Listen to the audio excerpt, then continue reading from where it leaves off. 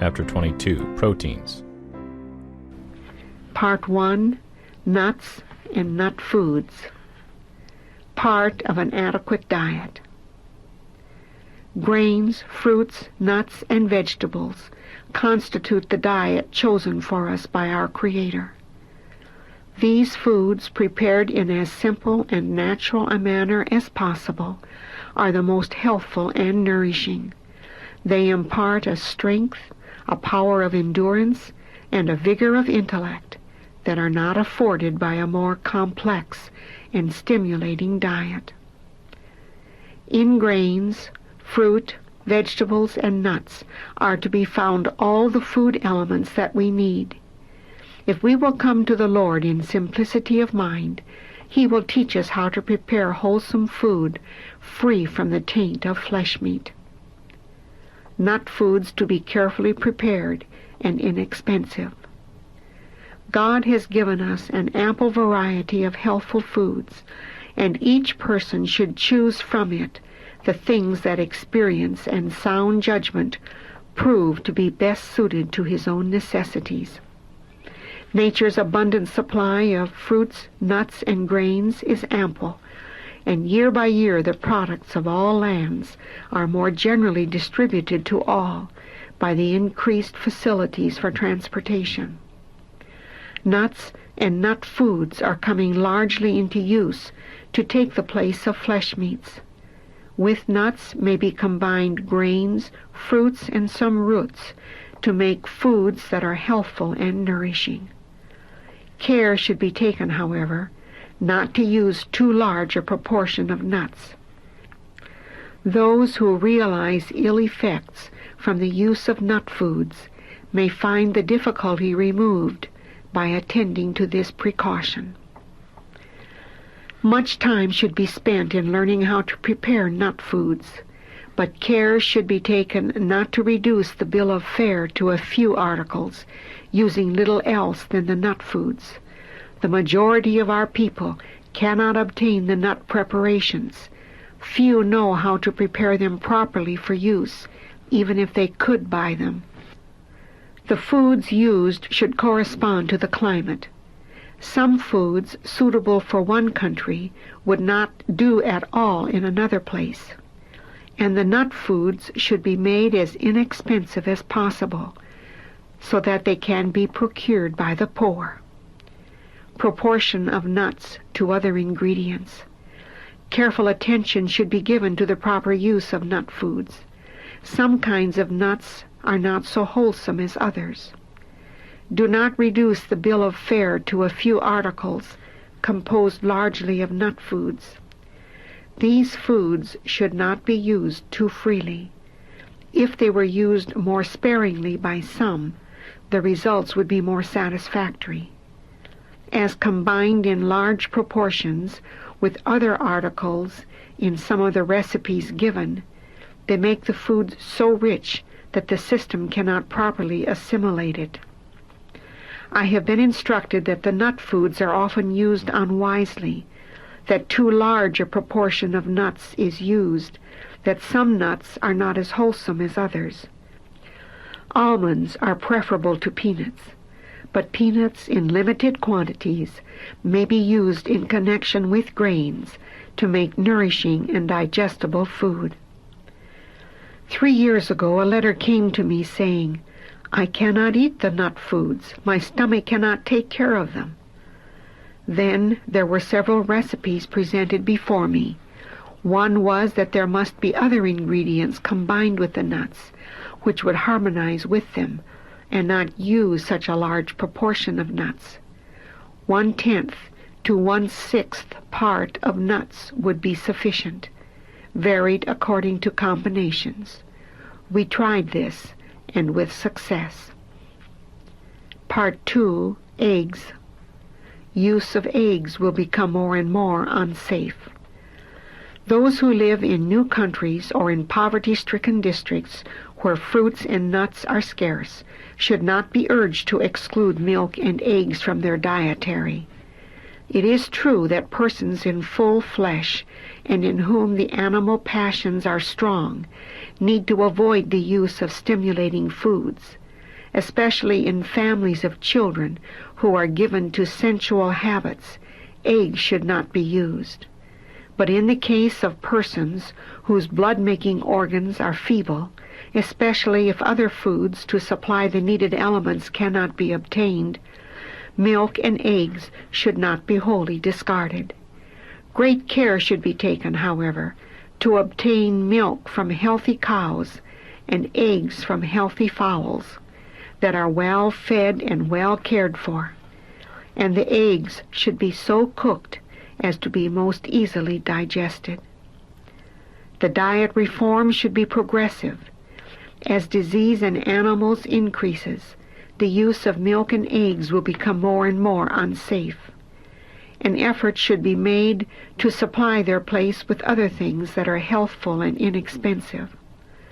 The people everywhere should be taught how to cook without milk and eggs, so far as possible, and yet have their food wholesome and palatable. Not to be classed with flesh meat. Milk, eggs, and butter should not be classed with flesh meat. In some cases, the use of eggs is beneficial.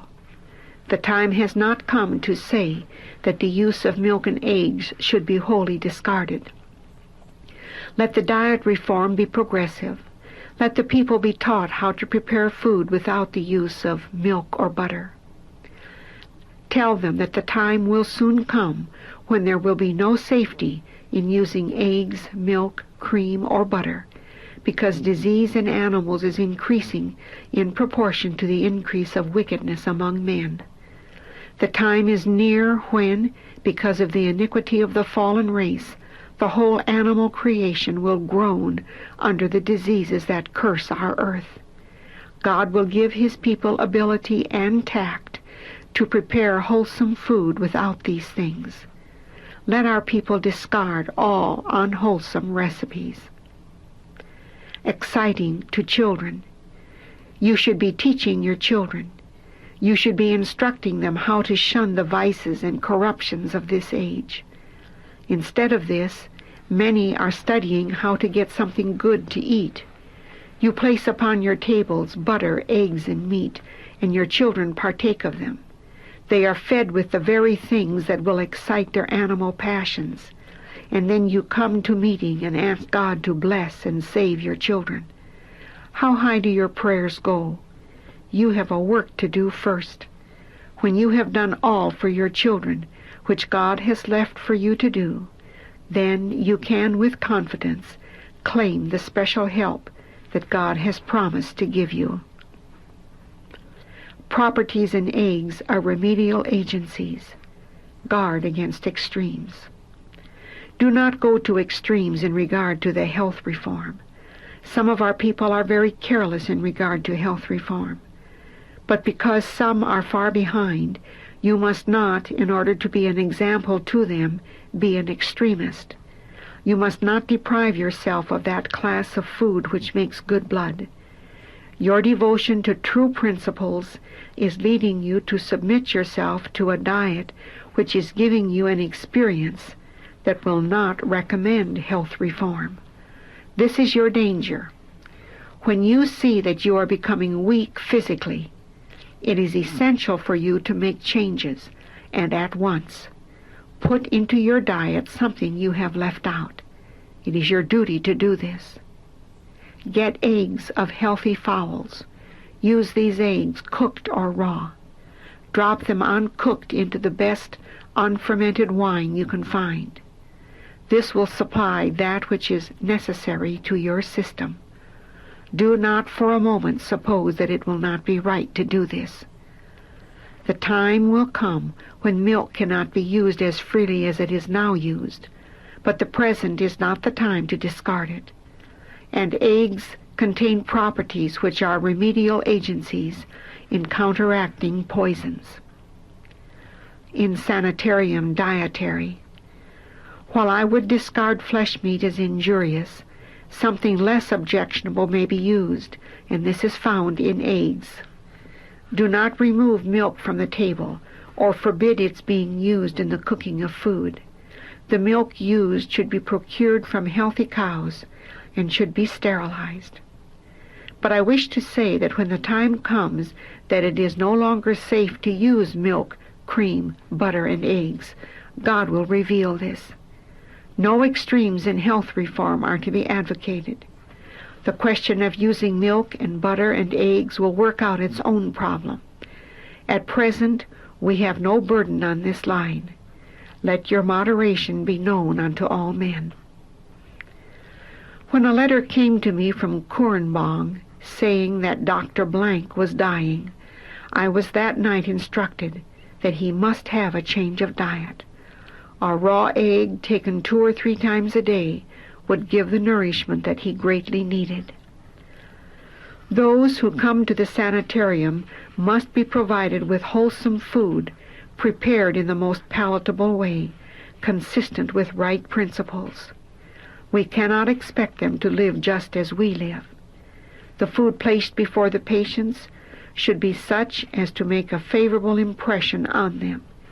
Eggs can be prepared in a variety of ways. Failure to replace food elements. While warnings have been given regarding the dangers of disease through butter and the evil of the free use of eggs by small children, yet we should not consider it a violation of principle to use eggs from hens that are well cared for and suitably fed. Eggs contain properties that are remedial agencies in counteracting certain poisons. Some, in abstaining from milk, eggs, and butter, have failed to supply the system with proper nourishment, and as a consequence have become weak and unable to work. Thus, health reform is brought into disrepute. The work that we have tried to build up solidly is confused with strange things that God has not required, and the energies of the church are crippled. But God will interfere to prevent the results of these two strenuous ideas. The gospel is to harmonize the sinful race. It is to bring the rich and poor together at the feet of Jesus. The time will come when we may have to discard some of the articles of diet we now use, such as milk and cream and eggs, but it is not necessary to bring upon ourselves perplexity by premature and extreme restrictions. Wait until the circumstances demand it, and the Lord prepares the way for it. Part 3, Cheese. Unfit for food. Cheese should never be introduced into the stomach. Butter is less harmful when eaten on cold bread than when used in cooking, but as a rule it is better to dispense with it altogether. Cheese is still more objectionable. It is wholly unfit for food. The word cheese translated strong, sharp cheese, with Ellen White's approval in the German language edition. Many a mother sets a table that is a snare to her family. Flesh meats, butter, cheese, rich pastry, spiced foods, and condiments are freely partaken of by both old and young. These things do their work in deranging the stomach, exciting the nerves, and enfeebling the intellect. The blood-making organs cannot convert such things into good blood. The grease cooked in the food renders it difficult of digestion. The effect of cheese is deleterious. Children are allowed to eat flesh meats, spices, butter, cheese, pork, rich pastry, and condiments generally. They are also allowed to eat irregularly and between meals of unhealthful food. These things do their work of deranging the stomach, exciting the nerves to unnatural action, and enfeebling the intellect.